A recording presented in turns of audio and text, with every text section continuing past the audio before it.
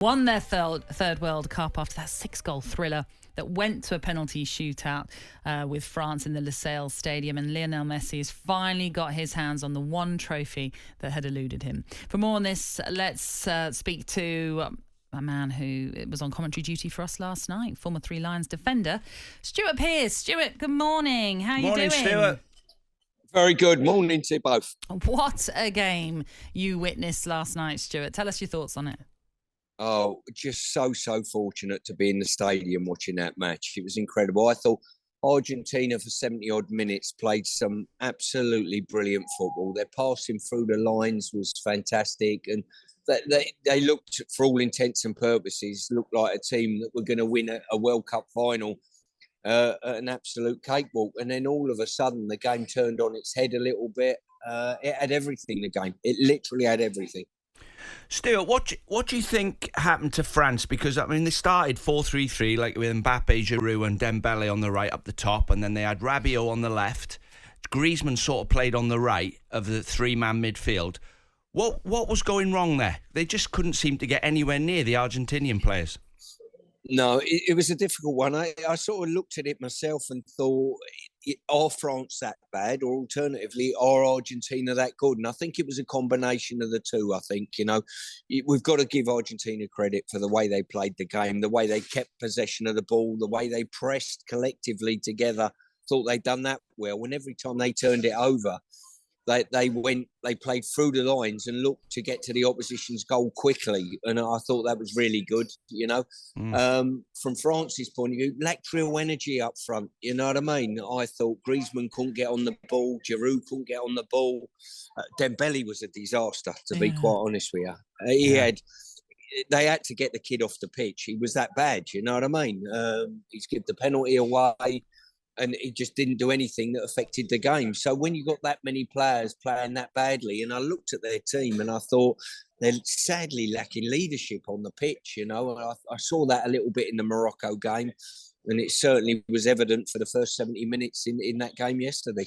You mentioned the substitution of Dembele in the first half. Olivier Giroud also went off as well. Were you surprised that Didier Deschamps made that change when he did? Because, you know, it was only a few more minutes until half-time. A lot of people would have thought that's the normal thing to do, but it was a very proactive thing from Deschamps to have done.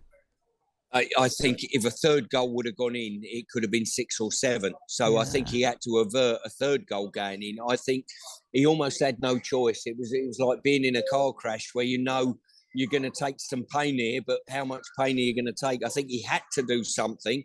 Credit to him for doing it like it did. I don't think it had much difference, to be fair, up until sort of late in the second half when they managed to get a penalty out of something. But the one thing they did have, once they made the odd change up front, they had a bit of physical presence and they had a bit of mobility as well. And as we saw in the Dutch game, they sort of almost went from back to front a little bit quicker, and it caused the odds problems.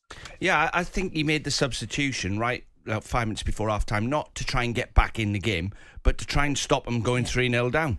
I think Coleman come on and done really well, because Di Maria was getting a lot of the ball. They were just kept, without even looking, they kept switching it out to him. Well, he was the outlet all the time, wasn't he? Yeah. And Giroud wasn't getting hold of the ball, so he was just coming back at him non-stop. So I think he done it for that reason, rather than trying to score a goal, but it worked. Yeah, I totally agree. And as I say, you touched on Di Maria there, and his inclusion sort of raised the odd eyebrow, I think. But I tell you what, where they played him and his impact in the game as well was magnificent. He sort of ran the show, really, for the 60-odd minutes he was on the pitch for. He was absolutely fantastic, Angel Di Maria. But then France are given that lifeline with that penalty. Nicolas Otamendi clumsily bringing down Kolo Muani. Kylian Mbappe steps up, scores, and then I think 1 minute 37 seconds it was between the first and second goal for France. Are you sat there at that point thinking, how has this game turned so quickly? Well, it's true. You were sat there scratching your head, but you knew full well when it went to 2-1, all of a sudden this is going to be, anything could happen now. Literally anything could happen in the game. And you know full well once the French equalise, you think they could go on and win the game at that stage, you know. But credit to the Argentinians, they had mental strength to carry on doing what they were doing in the game. And probably fought their way back into the game in extra time and probably finished the stronger of the two in extra time. Well, they needed Emi Martinez to be at his best. If you remember that save right at the end where he kept out a chance for France, he was absolutely fantastic by the end of it as well. And then it all comes down to the nerves in that penalty shootout. And I always think it's an awful way. And I think you don't. Well, you might. I don't know. I know you've been involved in them, Stuart, and I don't want to go down that history route with you. But I always think it's an awful way for something to be decided just because there's always the heartbreak and disappointment for one side. But in general, that final, is that the best game you've ever seen, best final you've ever witnessed? It's definitely the best final I've ever witnessed. And I probably, the penalty shootout scenario, I think is a brilliant way to finish a game. I know you think that. I love it. You know what I mean? I've been involved in them. I've won some, I've lost some. But I think it's a brilliant way to finish a game. You know, I can't. No one's come up with a fairer way of finishing the game, to be quite honest with you. So I think it's a brilliant way. No one ever turns their television off when a penalty shootout starts, do they? Let's be honest. So it's good TV. I don't know. I do run away, Stuart, if my team's involved. Stu, being a defender yourself, and spare a thought for all the defenders on the pitch last night, because it was 3-3. But I thought there was Varane, Canate, Upamecano, Otamendi, Romero. I thought there was some unbelievable last-ditch blocks and really good defending, but they never get mentioned, do they? And then the other thing I wanted to ask you was, how's Alex Crook's head? Because apparently... Go on, he's a little he only just got in. Fella, him and the boy Durham are in a bit of a pickle this morning, to be fair to him. I mean... Crooks has taken hospitality from everywhere, even places that haven't even invited him. He's had the hospitality. I think he's in the Qatari lounge now, quaffing a bit, you know. Oh, dear. I've been asking this to everybody that we've been chatting to, Stuart. Your final takeaway from this tournament, what would be the best moments for you? I've got to say, on a couple of occasions, I dropped the microphone and I just stood up and applauded. And one of those was Messi's dribble at the against Croatia to set up Alvarez's goal. You know what I mean? Yeah. I think sometimes in football, you watch a lot of football. We all do. We're in the game.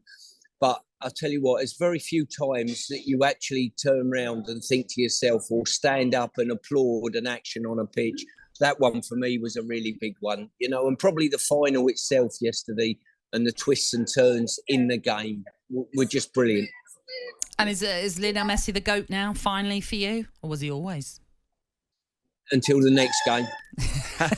I like that answer. Very good. Yeah. Listen, Stuart, thank you so much for joining us. Safe travels back home, and well done on a wonderful tournament as well. Yeah, your commentary was brilliant. I listened to all of it. Yeah, it's brilliant. Yeah, very kind of you. Thank you. And have a good Christmas, a pair if you don't see you before. You too, Stuart Pearce, the legend that is Stuart Pearce. Had the pleasure of working with him a few times in Qatar. And it was great fun. I played with him at Forest. Yeah, of course you did. I mean, he would have given Mbappe 30 seconds before he tried to chip him into the crowd. That would have been his tactics. How am I going to deal with Mbappe? Well, what if I can chip him into the crowd? That might help. Just to settle everything down a little bit. Yeah. Just to let him know I'm there. Okay, we're going to talk darts next. Former pro player, now part of our talkSPORT team covering the PDC World Championship, Paul Nicholson, joins us. talkSPORT Breakfast, waking you up Monday to Friday morning from 6 a.m. on AM, on DAB, via the talkSPORT app and on your smart speaker. talkSPORT.